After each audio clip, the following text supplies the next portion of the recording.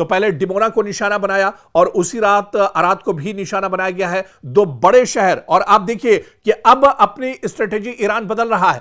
अब जो पहले जहां पर हमले ईरान कर रहा था, यानी तल अवीव की बात करें या यरूशलेम की बात करें, हैफा की बात करें, अब इन टारगेट के अलावा अब इजराइल के जो दूसरे बड़े शहर हैं, जहां पर आईडीएफ के सेंटर है, जहां पर एटमी केंद्र हैं, एटम के मरकज हैं, पूरी तरह से न्यूक्लियर प्लांट जहां पर है डिमोना, अब इसी दरअसल नुकसान पहुंचाया जा रहा है। और सीधे सीधे सिक्योरिटी फोर्सेस जो इजराइल की हैं, उन्हें बहुत बड़ा झटका अब ईरान ने दिया है और अराद पर काफी बड़ा हमला हुआ है। 1000 से ज्यादा लोग यहां पर जख्मी हुए हैं, 100 से ज्यादा लोग मारे गए हैं और दर्जनों इमारतें यहां पर तबाह बर्बाद हो गई हैं।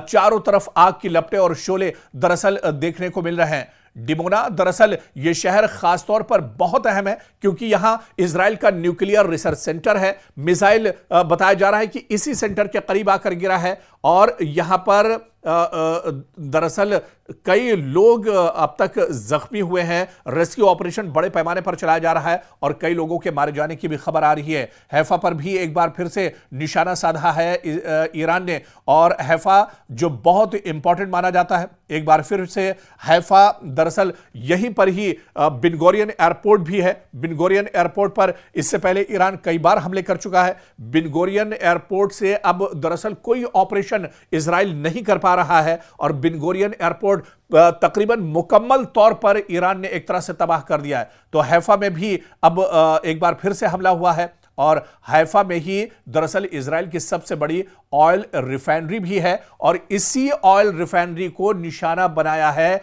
ईरान ने। कुछ इंफ्रास्ट्रक्चर को भी बड़े पैमाने पर नुकसान पहुंचा है। बिजली की फराहमी जो है वो मुतासिर हुई है, यानी ब्लैक आउट हो सकता है पूरा का पूरा इजराइल। और इसके अलावा आप देखिए कि चारों तरफ इस हमले के बाद एक तरह से आग लग गई है, आग के शोले और लपटें उठती हुई दिखाई दे रही हैं। तो इजराइल में तबाही की सूरत हाल है, चारों तरफ इस तरह की सूरत हाल नजर आ रही है।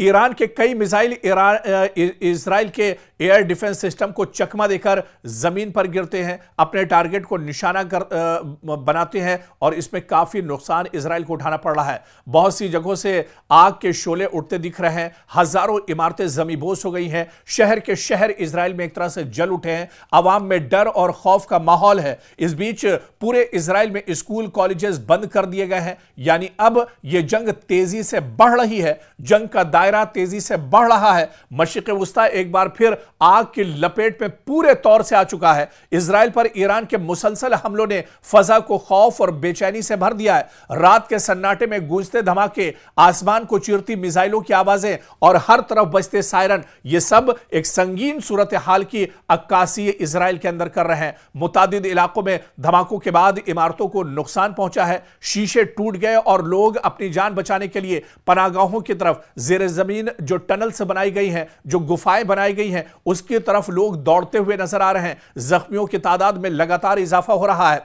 आपको याद होगा कि इजराइल के वजीर सेहत यानी हेल्थ मिनिस्टर ने बाकायदा कई रोज पहले ही यह दावा किया था कि 4000 अफराद अब तक इजराइल के अंदर जख्मी हुए हैं, लेकिन अब यह तादाद दसियों हजार के ऊपर निकल गई है। 10,000 से ज्यादा लोग इजराइल के अंदर जख्मी हैं और मरने वालों की तादाद भी लगातार इजराइल के अंदर बढ़ रही है। आप खुद सोचिए, जब 10,000 लोग इस तरह ईरान के हमलों में अगर जख्मी हुए हैं अब तक, तो मरने वालों की तादाद भी 1000 के ऊपर एक तरह से इजराइल के अंदर पहुंच चुकी है। और इसके अलावा बड़े पैमाने पर शहर दर शहर इमारतों को नुकसान पहुंचा है। आईडीएफ के जो सेंटर है उन्हें नुकसान पहुंचा है। इसके अलावा बेन्यामिन नेतन्याहू का जो हेड ऑफिस है उसे भी निशाना बनाया गया। इसके बारे में डिटेल जानकारी हमने आपको दी थी। बेन्यामिन नेतन्याहू बाल बाल हमले में बचे थे और बेन्यामिन नेतन्याहू का जो ऑफिस है तल अवीव में, वहां पर भी ईरान का मिसाइल आकर गिरा था। तो ऐसे में पूरे इजराइल में दरअसल हाहाकार मचा हुआ है और पूरे इजराइल में रेस्क्यू टीमें